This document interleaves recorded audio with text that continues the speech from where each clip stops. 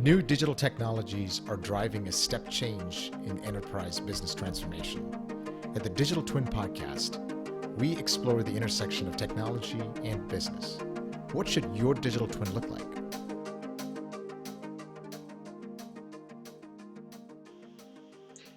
Welcome to episode 9 at the Digital Twin Podcast. Your host, Omar Hari. Today, we are talking about sensors. We talked a little bit about this, and by popular demand, a lot of people were asking, how do we actually understand what type of data we're getting, right? And is there certain ways that we should be attaining data, capturing data? And, through learning on different technologies, there's a lot of ways you can pull, capture, and get data. And sensors are one of the items that are really at the final point, the end point of where data can be captured. I mean, Hari, you and I, we see a lot of different things out there from, you know, imaging technology to um, temperature, motion, sensories of light, pressure. I mean, from the generic types of data that are out there. But more and more, as you start researching where the technologies are going within the sensor realm, I mean, it is growing massively with more and more data trying to be captured from a lot of different things and in a lot of different perspectives. Yeah, sensors have been around a long time, but it's definitely getting cheaper. They're getting smaller.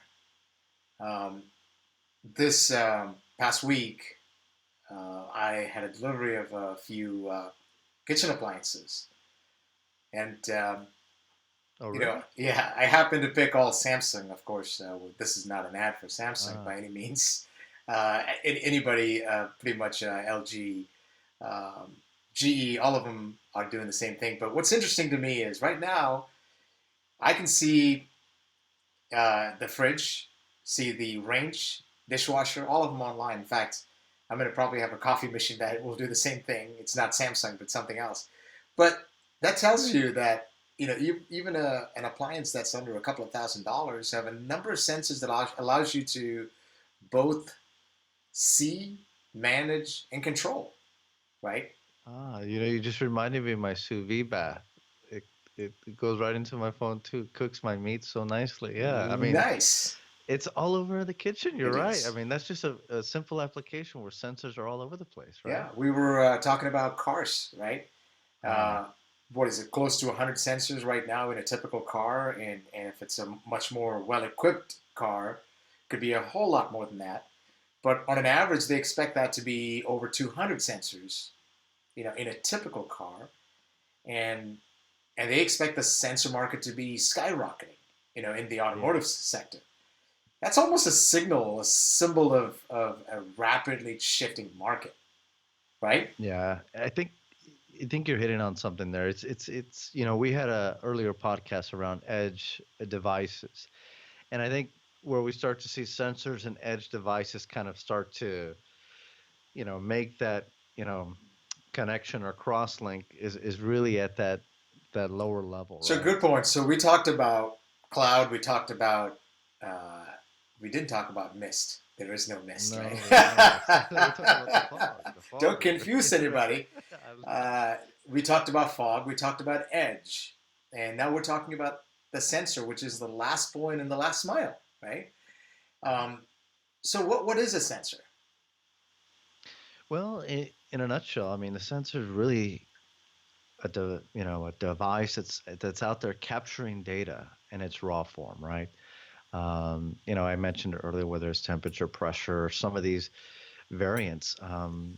You start to figure out how can we put more sensors out there to capture more data to be able to show more patterns, understand how data is being affected, right? Um, I almost like to think of this as is almost um, an automated micromanager. A micromanager always wants to know what you're doing every single time, every single moment, right? So he's getting that update, status update. Where are you at? Where are you this? Where are you that? He's trying to make sure he's got full control, full understanding of what's happening with all his assets and resources. Think of a sensor in that sort of scenario, the ability to be able to monitor and really manage at that minute level with, the technologies around sensors today, right? Right now we've been dealing with a lot of, traditional sensors I around was going to ask temperature. you, sensors are not new. So They what's really are, new? they are. What we're seeing more in the sensor realm, we're seeing a lot of use of image technology around imaging, video technology, thermal imaging technology, as you're starting to see real time data of images. You're starting to see a lot of different technology really spawn from the likes of, um, I would even say some of Facebook and Google technology around how they cross match and they bring photos and they analyze different things around photos. You're starting to see that accelerate into much more of a real time basis from just a photo to actually real time frames and how things are moving. You could almost use that technology and think of us as a sensor itself that's pulling data from us, that is capturing from us, from our facial recognitions to our movements to our Occupancy. behaviors. Absolutely. Yeah. We're being, we're we are the subject. They want to know us more, and they want to see how many sensors we can get out there to know the human much more, right? So yeah, there's definitely a lot of growth. But when you look at in the industrial space where you see a lot of growth, it's around key items where they can help them with compliance and safety and help monitor the basic operations or get better visibility of things that they may or may not have had with traditional um, instruments or sensors in the past. How can they overlay what they have or actually reinstitute a new sensor system to give them much more rich data to integrate this into a much more higher fidelity model within an edge device or an analytics platform. So this is kind of where you're seeing this development, right? And within that realm, as you mentioned early on, is sensors are becoming much more economically friendly. So what does that mean? That means more can be thrown out there. With more data, you have more touch points, right? It's like a micromanager. He's not calling you every hour, he's calling you every minute. Yeah, and it's also uh, in support of an overall system that provides the ability to analyze all that data from all those sensors, right? The big data, whether that's analytics, database, you can do that all in real time, even though the data is large. But one question, well, maybe a good topic for us to talk about is, wired versus wireless. You talked about a facility, an industrial facility maybe that needs to be equipped with sensors. Is that practical? Is that cost effective for those sensors, even though they're cheaper to be deployed? And when does it make sense? When does it not make sense? What type of sensor might make sense? That may be worth a conversation. What's your Yeah, take on it? I think you have to understand the criticality of the sensors or instruments that you may have out in your infrastructure or your operation. And I think from there you have a real good skeleton or framework or architecture around what's important. Um, the nice to haves hardwired sensors can be nice to kind of augment or really retrofit your current environments, but it comes at a cost, right? It comes with management of change, instituting new wiring in the systems, new sub checks, bringing in where you're going to tap these instruments, where are you going to put them in? Is it going to be invasive into what you're doing already? Do you have to shut things down? So there's a lot of planning around how to bring one, two, three more data points from a sensor, a couple sensors out there into your environment.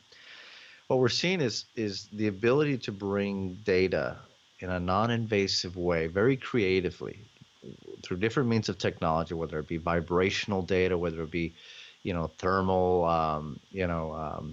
ultrasonics, sonar, being able to have a non-invasive sensor being broadcast in a wireless way, uh, where you don't have to put a lot of infrastructure involved Immediately in in the it. vicinity of the equipment, so you can then pick it up using a gateway or something like that. Right. Yeah. Exactly. Yeah. So when you start looking at these applications, now you can start to see the economies of how you can augment those mission critical data, or the old way of thinking how you can put Yeah. data in versus bringing data fast into your environment, whether you said like your analytics platform or your edge devices, to give you that extra rich data point that may affect the overall fidelity of your model to really give you that extra benefit that you're looking Yeah. for. And So to your, it's a cost benefit. it is. It definitely comes down to the ROI. How much are you going to invest to get what, right? Yeah. Um, so another interesting development in the sensor technology seems to be around battery-less sensors, more around energy harvesting, so they can be running all the time without having to be replaced or so on. Because today, one of the challenges that you face with large quantity of sensors being deployed in a facility is that they're going to fail at some point, right? It's like the smoke sensors going off at your house. You don't even know where the beeps are coming from, right? So guess I've what? changed You, two or three of those before I get to the real one, yeah, right? yeah. I've If changed them all. I you just changed them you all. change them all, like you Yeah, I'm that's tired of it. that is the I'm only way tired of you it. can do in an industrial setting, right? You have to be able to go around and replace the sensors in a proactive fashion, and you have to do them, much sooner than the manufacturer says it's going to last you, and you have to do them in bulk, and it's a significant amount of expense both in labor and in material, right? And you actually made a very good point there. That scenario that you mentioned, going up there and trying to find the sensor, Yeah, which one you're actually trying to figure out which one it is with your ear, your audio yeah, sensors, right? There's a lot of sensors out there that give you the battery life and tell you exactly which one is a yeah. so In now you don't rely on that audio. yeah, You have the technology to tell you which one it is exactly, yeah, right? yeah, That yeah. changes the game. It's That funny. changes the game. I had that problem in my previous house, which was which was a newer house, but of course the builders put in the cheapest they can find. So I ended up buying and replacing the sensors here in my house that I just moved to, and I put them on the Ring network. Again, That's a Ring is great not one. paying us to talk about Ring, but I put them on the Ring network, and I've assigned room names. So now when the batteries go out, I can actually tell which room that smoke and CO2 sensor is in, right? Wow. I mean, so it'll actually give you a preventative warning that, hey, that your batteries are low. You need to Correct. start looking at before you hear the beeps, Yeah. right? I It mean, does. It doesn't drive my wife crazy looking for the one that's beeping, right? You just have to look up your phone. I tell you, I mean, the home automation is a perfect example of how the sensors can really start to affect your lives. Yeah. It's everywhere now, and with that, with the accessibility of a lot of these sensors in a practical residential or a um, application that anybody can use, from Best Buy or anything like that, the mindset of people that are coming into the workforce and that are trying to solve business and operational challenges comes from that mode of thinking that Hmm. if I can do this at home, Yep. Why how shouldn't I come be I able to can't do this do here? it Yeah. here? In fact, a Absolutely. lot of things are driven from the consumer behavior. You look at an iPhone, apps that are on an iPhone, and how we use that every day to order food, to order a cab, to do whatever, or interact with your fridge or an oven right now, right? Or the UI interaction that you have, a UI experience that you have with an application that is targeted towards consumers. That's kind of bleeding over to the enterprise, right? And the enterprise customers are looking for that similar experience, similar UI UX experience. And I expect that same thing in the sensor world, that we're going to have a revolution in the commercial space. It's already happening, but if not, you know, happening yet in some certain verticals, it's going to happen in the next 3 to 5 years, pretty So rapidly. so you bring a very interesting point, the consumer based user experience versus the the industrial or business application use of a lot of these technologies. Do you observe the different user interfaces? Is there a drastic difference between both consumer and business applications? Can you see a difference in a lot of these applications?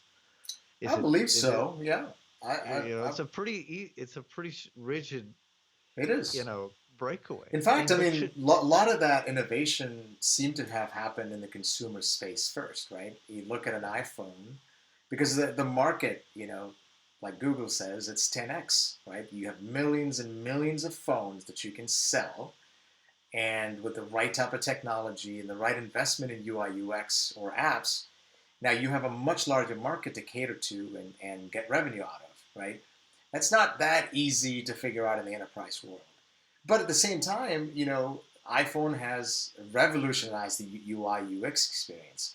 Whether you're, taking away the keyboard, bringing a center, home button, then taking that button away entirely, bringing Face ID, bringing all of the Touch ID. I mean, all of these, exactly, the all the watches, sensors, everything. sensors, now that it's bleeding into the enterprise world with the biometric sensors, the devices that are wearables that you can wear in the The industrial, pods. yeah, Yeah, I pods in mean the industrial everything you think space. of it. Hearing sensors that tells you that you're in a danger zone, even though you may not realize it.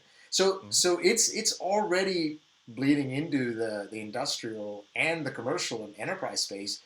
But I think in most of these areas, consumer space has shown us the way, Yeah, right? which is very interesting. I mean, to see, how quickly it's being adopted in these other areas, especially when we talk about, technologies and digital transformation in general. We might see, or what we can be seeing is that not 10x, maybe we see a 3x within that space as we start moving into a much more data-driven environment within the commercial and industrial space. Is we're going to start seeing a lot more adaptability of some of these technologies that consumers have already, experienced and adopted. And I'm sure it has a lot to do with the adoption curve itself, right? In certain industries, certain verticals, the new technology, the new even startups are much easily able to break in because that adoption curve is much shorter, and the obstacle to getting into the market is also not that high. But if the adoption is going to take you way too long and the investment is high, it's a difficult one to break through, right? Yeah, I agree.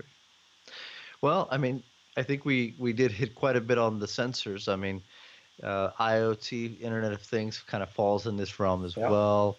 Um, but you can see massive growth in this area, and y'all should stay tuned for our future podcast because we'll be spotlighting some of these technologies as they start to unveil themselves, and not just from your traditional type of sensors, but some of the unique things out there that are really bringing a lot of value to a lot of organizations. So with absolutely. that, stay tuned. You can find us on YouTube. DigitalTwinPodcast.com, or you can look it up on YouTube or Google it, and and you can find us. All right. We'll see you then. Stay safe.